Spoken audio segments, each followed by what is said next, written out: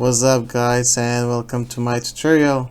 Today we will be doing a mesh gradient effect and then animating it. So let's get started. First things first, we go ahead and open Figma. After we open Figma, we go ahead and create our frame. So we're gonna go ahead with the desktop frame. And then what we do next is simply, let's say we take a box, or probably I'll take an eclipse. It doesn't really matter. You can go ahead and do whatever you want with it, and it doesn't matter the shape. And now I'm gonna just make it larger. Okay, perfect. I'm gonna go ahead and make our background dark blue. So this is something that I like to do. And then what we're gonna go ahead and do is we're gonna go ahead and open our plugins. And then there is this really cool, awesome plugin that I really use a lot, and I have previously talked about it in one of my videos. So you go ahead and run it. It's called Blobs. So basically if you go ahead and type Blobs, that's what you're gonna get. When you open Blobs, you're gonna get this blob, really cool, with complexity and uniqueness. So you can basically go ahead and say how you want it to look. Really, honestly, it doesn't really matter. Just choose something that looks cool for you, and yeah, this is something which is personal preferences, and I'm gonna go something like this. And then I'm gonna go ahead and choose, so we're gonna copy this a couple of times. We're gonna do this a couple of times, but I'm gonna use different shapes. And then this is our second shape.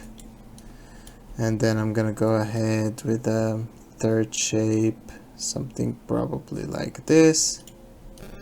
And then I'm gonna go ahead with the fourth shape. We're basically gonna use 5 shapes for our gradient.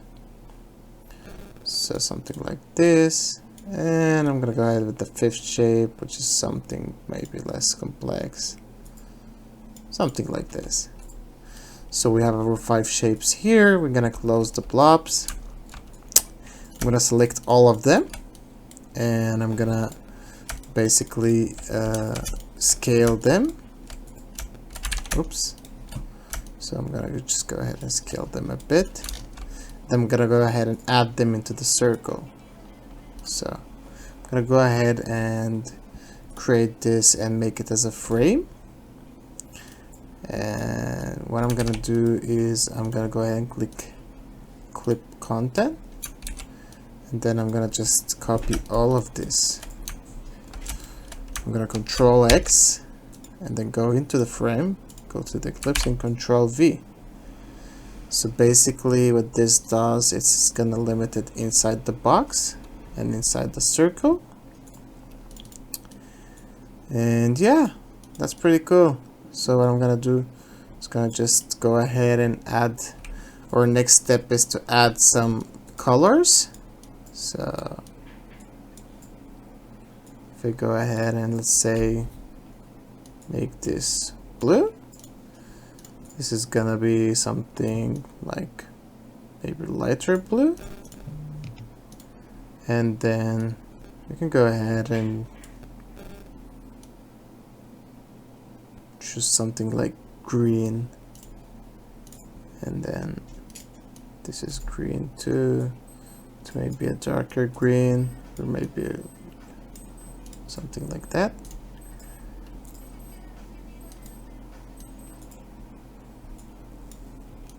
And just choose some colors that you think are gonna look good in your, we can change this later on, so it doesn't really matter. So our next step is I'm gonna go ahead and select this. So I'm gonna just select this, I'm gonna copy them outside for just in case. I'm gonna just add this something like that, and then I'm just gonna expand them because our circle is bigger than I'm gonna delete this actually. I'm just gonna stay with the box inside. I'm gonna just play with this a bit, and then I can also copy this here and maybe make it something like, I don't know, pink, something like that. And I'm gonna just copy one more here, and then I'm gonna with control, you can hold alt, by the way, and when you hold alt you can just make a copy of it. And maybe something like that. So next step is very important. Just do it like this, maybe just bigger it a bit. So my next step is gonna go ahead and go to the effects tab, and then from drop shadow you're gonna just tell it, okay, layer blur, and then you're gonna just go ahead and do this. And now you can go ahead and play. So you can go ahead and do this. Change the colors until you have something that you like. And I'll keep it just a bit simpler and use maybe something like that.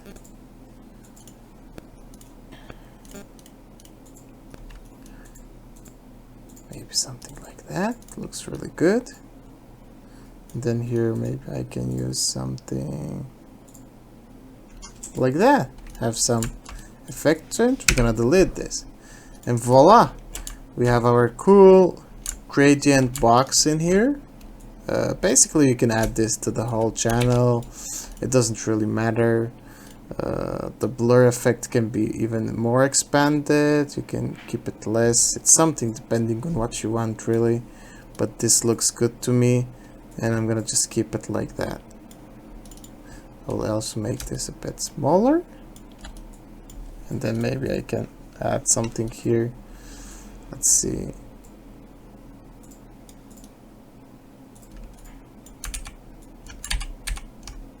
Looks fine like that, I think. So basically this is how you do a gradient background or gradient frame. It doesn't really matter depending on what you need it for. You can give it a rounded corners. You can use this as an icon for some application app or something for the phone, and then you can add the logo inside. But we're not gonna do that right now.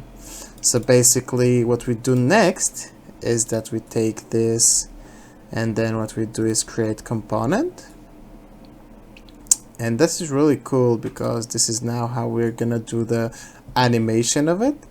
And then you go ahead to properties and create versions, which is variants. I'm gonna go ahead and create a second variant here. Just gonna drag it down. Oops. So I'm gonna expand this so we can see it and have a clearer view. I'm gonna give it a space of, and this we're gonna give it something like that. So we're gonna go with 3. I think 3, 4. Let's go with 4. 4 is more than enough. So now we have 4 versions. We have the default one, variant 2, variant 3, variant 4. And then when we go ahead and go next and do is we go ahead and click on the second variant, and then we have to move this in a way that we like. So this is different than the one we have up. You can also play with the shapes. You can be creative with this. So this is how I moved my second one. I'll just probably maybe do something like this. Then I'm gonna go ahead to the third version, variant 3. I'm gonna also move this a bit, and then maybe put this bottom, and then move maybe this something like this, have something like that. Just play with the shapes, you know, you can also do that. And then I can have this, put it on top, or maybe just get it back down. And this can go on top here. As you can see, they're very similar, but at the same time they're very different. And then we go to the forest version. And I'm gonna just go ahead and select this. Oops, I don't want to get it out of the box. I'm gonna go like that. I'll go this up like this. And then I'm gonna move this here, maybe this here, just switch places. This is looking pretty good. Now next step is really important, and what we do is we go ahead and go to prototype. Then we select our first default version, and then we go ahead and you see this plus here, we drag it to the next one. Whenever we drag it, we don't want it on click, but we want it after delay. So this means that it auto animates, and it's 800 milliseconds. So I'm gonna go ahead with 1 millisecond, so it's almost no delay here. And then it goes to version 2. I'm gonna go ahead and use smart animate, and just go ahead and do linear, because we don't want it to go easy and out. It's gonna be like so weird, a bit of buggy, like going slow then faster, but maybe this is the effect that you're looking for. So we go ahead and click on the second tab, and then we go to the plus here, we drag it down, we do the same after delay, but this time we click 2 milliseconds, because now it takes 2 milliseconds to move from first to third tab. Smart animate, 300 linear, everything looks perfect to me here. I'm gonna go to my third one, click the same, after delay, and 3 milliseconds. And of course this will just, okay, so basically I'm gonna go ahead and select the last state and then just drag it up here to the first state. So it just basically does it, goes back to the first state, so it auto loops. Check if the settings are the same. Actually, what I'll also add is I'll go here with 4000 milliseconds, but not 300. So make sure you go over all and just change this to 4000. This way we're gonna know it's gonna be enough time for it to show. It's not gonna be really fast nor really slow. And then this one is 4000, this one is 4000, this one is 4000, 4000, then I think it's looking good. So next thing we're gonna do, we're gonna go ahead and create a new frame, make a new desktop. I'm gonna go ahead and call desktop 2. I'm gonna just take the background from here with I, and then you pick it here. And then I'm gonna just go ahead to assets and go to desktop, and then just drag this here.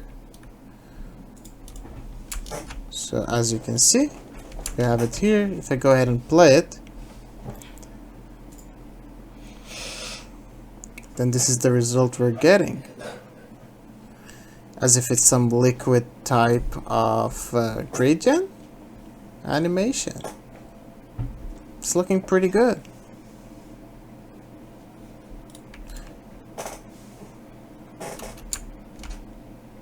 Perfect.